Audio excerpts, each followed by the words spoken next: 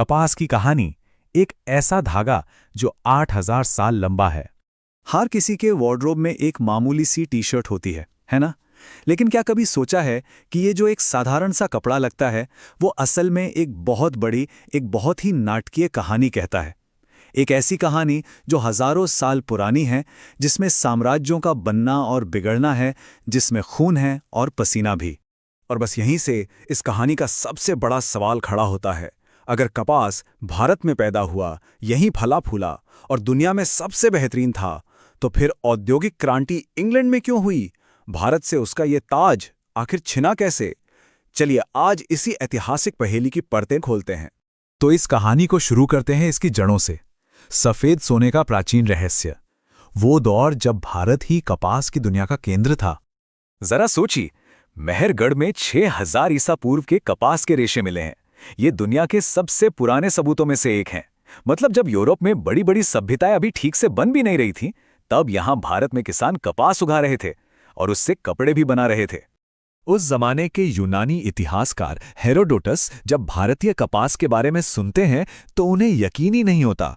वो लिखते हैं, वहां कुछ जंगली पेड़ उगते हैं जिनका फल एक तरह की ऊन है, जो भेड़ों की ऊन से कहीं ज्यादा खूबसूरत और बेहतर है।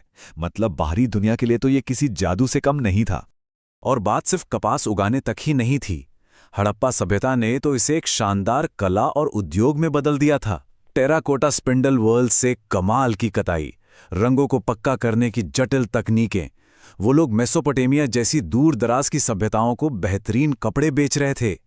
और भारत की ये महारत सिर्फ अपनी सीमाओं में कैद नहीं रही। बहुत जल्द एक ऐसा दौर आया जब पूरी दुनिया भारत के बने कपड़े पहनने लगी। ये वो दौर था जब कैलिको क्रेज ने पूरे यूरोप में तहलका मचा दिया था। 17वीं और 18वीं शताब्दी में यूरोप में भारतीय कपड़ों के लिए एक दीवानगी सी छा गई। सोचिए, जहां यूरोपियन लोग भारी, मोटे और चुभने वाले ऊनी कपड़े पहनते थे, वहीं भारत से आए ये हल्के, हवादार और रंगीन कपड़े एक सेंसेशन बन गए, एक फैशन स्टेटमेंट। ये दीवानगी इतनी ज्यादा बढ़ गई कि ब्रिटिश सरकार की नींद उड़ गई। अपने ऊन के उद्योग को बचाने के लिए उन्हें बाकायदा कैलिको एक्ट्स पास करने पड़े। मतलब एक देश को कानून बनाकर भारतीय कपड़ों पर बैन लगाना पड़ा। क्यों? क्योंकि वो इतने अच्छे थे, इतने पॉपुलर थे कि कोई और उनका मुकाबला ही नहीं कर पा रहा था। लेकिन बस यहीं से कहानी ने एक बहुत ही अंधेरा मोड़ ले लिया। ये एक ऐसी क्रांति थी जिसे लालच ने गढ़ा था, जब ब्रिटेन ने तय किया कि वो इस व्यापार की नकल नहीं करेगा, बल्कि इस पर कब्जा करेगा। ब्रिटेन ने एक 3 सूत्री हमला बोला। पहला कदम, भारतीय कपड़ों पर बैन लगा दो। दूसरा कदम, भारतीय क्वालिटी की नकल करने के लिए स्पिनिंग जेनी और वाटर फ्रेम जैसी मशीनें ईजाद करो। लेकिन इन मशीनों की एक बहुत बड़ी भूख थी। उन्हें चलाने के लिए भारी मात्रा में सस्ते कच्चे कपास की जरूरत थी।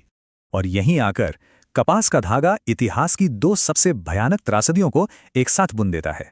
एक तरफ ईस्ट इंडिया कंपनी भारत में बुनकरों को दादनी प्रथा से कर्ज के जाल में फंसाकर उन्हें गुलामों जैसी जिंदगी जीने पर मजबूर कर रही थी, और दूसरी तरफ ब्रिटेन की मिलों की कपास की यही भूख मिटाने के लिए अमेरिका में लाखों अफ्रीकी लोगों को गुलामी की जंजीरों में जकड़ दिया गया।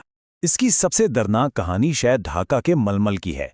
एक ऐसा कपड़ा जो इतना महीन था कि एक पूरी 12 मीटर की साड़ी एक अंगूठी से आर पार हो जाती थी। ये मलमल एक खास पौधे फूटी करपास से बनता था। औपनिवेशिक नीतियों की वजह से वो पौधा और वो कला हमेशा हमेशा के लिए दुनिया से गायब हो गए। तो इस सब का नतीजा क्या हुआ? नतीजा इन 2 आंकड़ों में छिपा है। 1750 में दुनिया भर में बनने वाले सामान में भारत की हिस्सेदारी 25% थी, 1/4, और 1900 आते आते ये घटकर सिर्फ 2% रह गई। ये सिर्फ आर्थिक बदलाव नहीं था, ये एक पूरी सभ्यता की कमर तोड़ने की साजिश थी। लेकिन कहानी यहां खत्म नहीं होती। हर अंधेरी रात के बाद सुबह होती है। अब कहानी उस मोड़ पर आती है जहां यही कपास का धागा गुलामी का नहीं बल्कि आजादी का धागा बन गया, प्रतिरोध का सबसे बड़ा प्रतीक। देखिए, अंग्रेजों का हथियार थी मशीन, जिसने भारत के कपड़ा उद्योग को तबाह कर दिया। तो भारत का जवाब क्या था? हमारा जवाब था चरखा। गांधी जी ने इस साधारण से दिखने वाले चरखे को सिर्फ एक उपकरण नहीं बल्कि आर्थिक आत्मनिर्भरता का सबसे बड़ा हथियार बना दिया। 1905 के स्वदेशी आंदोलन ने इस विचार को आग की तरह पूरे देश में फैला दिया। लोगों को समझ आया कि अंग्रेजों की असली ताकत उनकी तोपों में नहीं, उनके व्यापार में है। विदेशी कपड़ों की होली जलाई जाने लगी और खादी पहनना देशभक्ति का सबसे बड़ा सबूत बन गया। और ये चरखा इतना शक्तिशाली प्रतीक बन गया कि 1931 में इसे भारतीय राष्ट्रीय कांग्रेस के झंडे के ठीक बीच में जगह दी गई। एक मामूली सा चरखा अब स्वतंत्रता संग्राम का सबसे ताकतवर हथियार था। और अब कहानी अपने आखिरी पड़ाव पर है, एक ऐसी विरासत जो टूटी नहीं, जो झुकी नहीं। देखते हैं कि आज आधुनिक भारत में ये धागा कितना मजबूत है। सदियों के शोषण और दमन के बाद भी भारत ने हार नहीं मानी। आज भारत एक बार फिर चीन और अमेरिका जैसे देशों के साथ कंधे से कंधा मिलाकर खड़ा है, दुनिया के सबसे बड़े कपास उत्पादकों में से एक बनकर। और ये सिर्फ एक आंकड़ा नहीं है, आज भी भारत में 25 करोड़ से ज्यादा लोगों की रोजी रोटी इसी कपास उद्योग से सीधे सीधे जुड़ी हुई है। ये धागा आज भी हमारे देश की अर्थव्यवस्था का एक अटूट हिस्सा है। तो कपास की ये जो 8,000 साल लंबी यात्रा है ना, ये हमें एक बहुत बहुत गहरी बात सिखाती है कि सत्ता, क्रूर नीतियां, ये सब कुछ समय के लिए किसी कला को, किसी हुनर को दबा तो सकते हैं, जैसा कि ब्रिटिश राज में हुआ, पर जो ज्ञान किसी सभ्यता के डीएनए में रच बस जाए, उसे कोई मिटा नहीं सकता। अगली बार जब कोई अपनी टी शर्ट पहने तो शायद वो भी उस 8,000 साल लंबे धागे को महसूस कर पाए जो उससे जुड़ा है।